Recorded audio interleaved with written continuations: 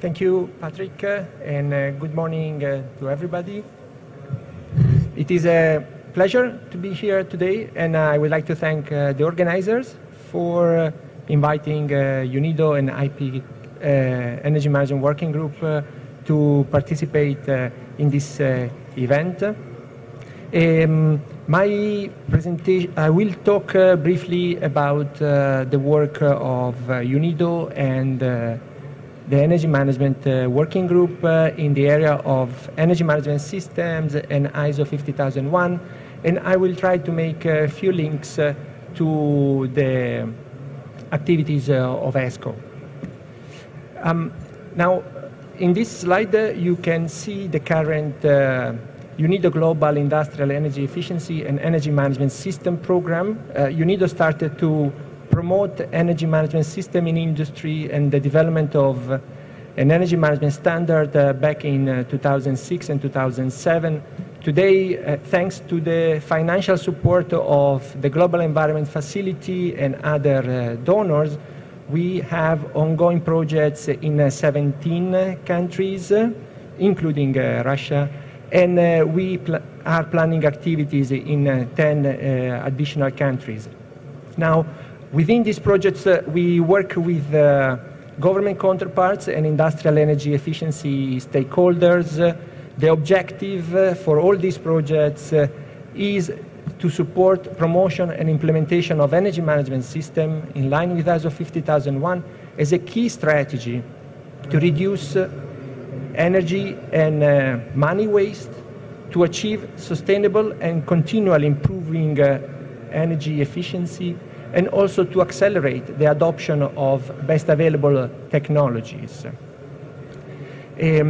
Now, why did UNIDO decide to focus its industrial energy efficiency program on energy management system? Well, the answer is the experience and the evidence of a number of national and international industrial energy efficiency programs that show that in industry there is a significant amount of energy that is wasted, and also energy efficiency improvement opportunities that are missed, not because of technological or financial reasons, but also because of organizational process and behavioral factors. So sustainable energy efficiency in industry is more a management issue than a technological issue. In the context of industry also, where for most of plants and facility there is a continuous change of production mix and products management personnel, the big problem becomes that energy efficiency is not integrated in the daily management practice of companies. Now, the solution, and I'm glad because I think it has been already mentioned by colleagues from the Russian Energy Agency and Ministry of Energy, and also Patrick, is that staff at all levels in an organization need to be engaged on the management of energy on an ongoing basis. Now, energy management systems have proved to be a successful methodology to achieve this organization-wide engagement and also integrating energy efficiency in daily practice. Now, when we go to enterprises, I would say that for most enterprises, the implementation of energy management system represent a step change compared to what they are currently doing.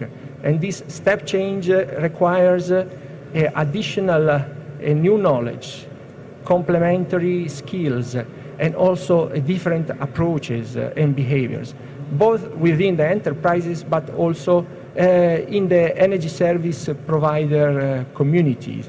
So for this reason, within the current UNIDO program, we have a special focus on building the skills and the capacity of enterprises as well as energy efficiency service providers. In this slide, there is a very dense overview of the program that we are currently running in all these 17 countries. We have 12 days of training distributed in 4 modules, complemented with direct energy management system implementation experience. Now, in each country, this program aims to create a group of strong local energy management system consultants and service providers that can start offering the service to companies. And at the same time, we want to deliver tangible results and success stories that can help in further promotion. Now, when we say tangible results and success stories, we mean improvement of energy performance, energy savings, and increased energy efficiency. Now, how do we tell if energy performance have improved with the implementation of energy management system? I think that many of you know already ISO 50001 has a requirement to improve not only the system but also energy performance. This is a requirement unique to ISO 50001, ISO 9000, ISO 14000, they don't have such a requirement. So if a company wants to improve performance, they have to be able to measure this performance improvement. There are a number of ways and a number of indicators that are used by companies and also consultants today to measure performance. Unfortunately, not all of them are equally correct, and they provide a reliable picture of whether performance are improving or not. In this slide, there are a real-life example of 3 energy performance indicators for a brewing industry. On the graph on the left-hand side, energy consumption, it shows the total energy consumption of the company, and the result was a reduction of more than 16%.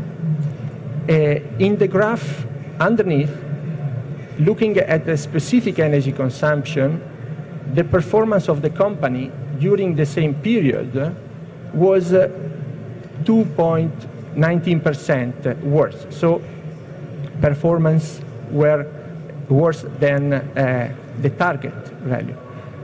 On the right-hand side, there is a third representation of the cumulative savings achieved based on a multivariate regression analysis. And in this case, the company saved almost 9% of energy. Sorry.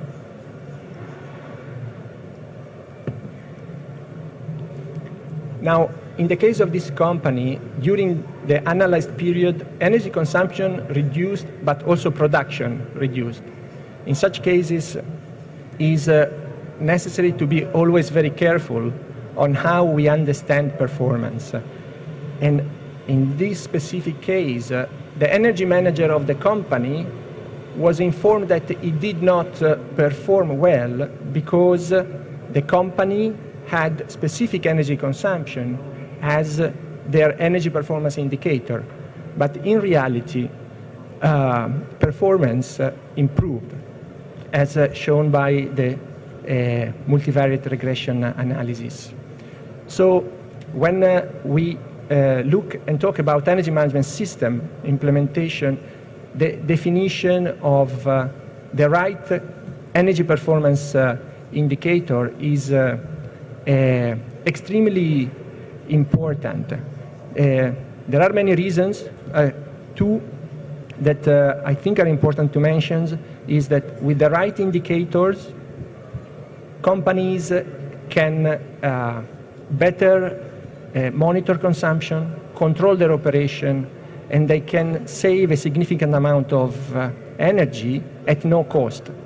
The second benefit is that they are able to better measure the impact of energy management system implementation, and they are able to measure also the impact of interventions like training, organizational measures, and behavioral change. So, considering that, I think that the possibility and the ability to measure the impact of energy management system with a good or acceptable precision is something particularly important for ESCO business and also for developing energy performance contracts. So I think that this area of having the right energy performance indicator is important not only for successful energy management system implementation, but also for opening opportunities for greater ESCO involvement and use of energy performance contract. I think that I'm running short of time.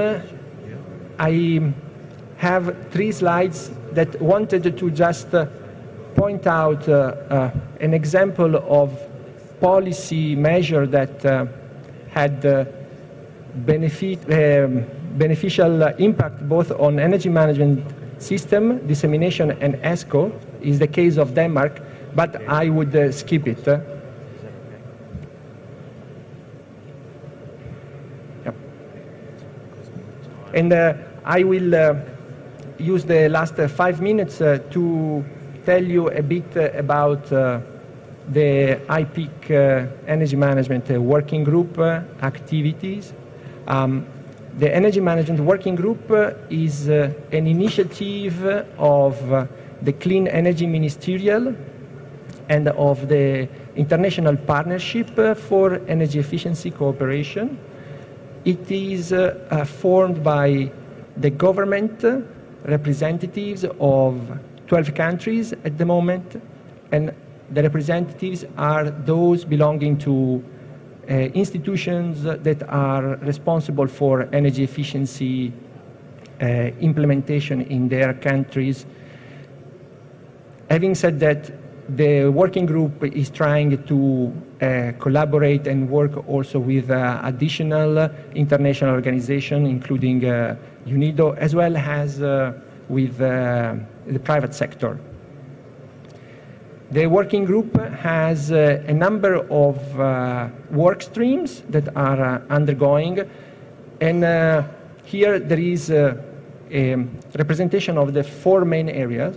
And one is building the business case for energy management system. It has been mentioned earlier, the need to convince companies' top management that it is a profitable and business sensible decision.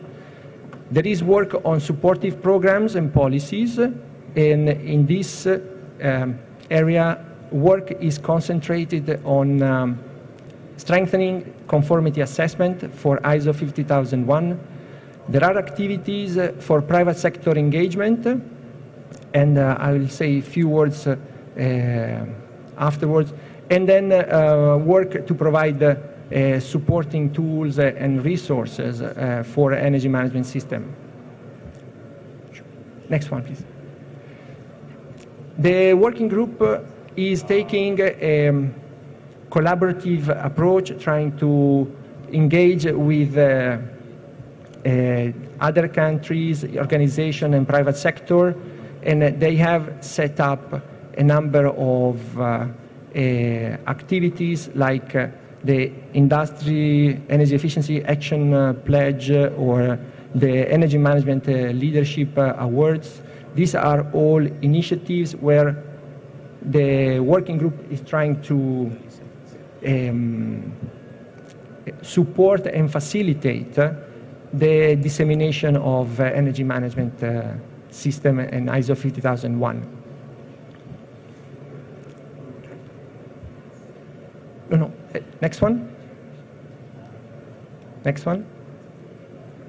As I mentioned, I think some work that is particularly interesting and useful for everybody is that on case studies. The Energy Management Working Group is building a database. There are already 18 case studies. They can offer very useful information for marketing and selling ISO 50001. The Global Leadership Program is meant to help companies that are championing or have success stories within their countries to emerge and help in replication. Next one, please. And last 30 seconds, the certification program for lead auditor. This is, I think, an important area.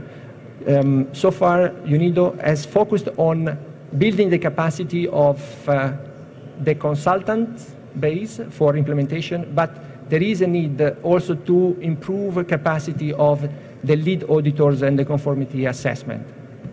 So here there are more information in the presentation, and I'm sure that Graziella Siciliano, she will be happy to provide answers or guidance if needed. Thank you. Sorry for